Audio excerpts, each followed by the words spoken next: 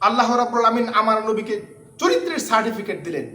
এরপরেও পৃথিবীর কোনো মানুষ যদি আমার নবীর চরিত্র নিয়ে কথা বলে, চরিত্রের ব্যাপারে আপত্তি করে, কটূক্তি করে, বাজে মন্তব্য করে, আমার নবীকে ডাকাত বলে সম্বোধন করে, এই পৃথিবীর আদালতে, এই দুনিয়ার আদালতে তার বিচার না হলেও, ফাঁসি না হলেও আল্লাহর আদালত থেকে সে রেহাই পাবে না। আল্লাহর কাঠ করে তাকে দাঁড়াতে হবে।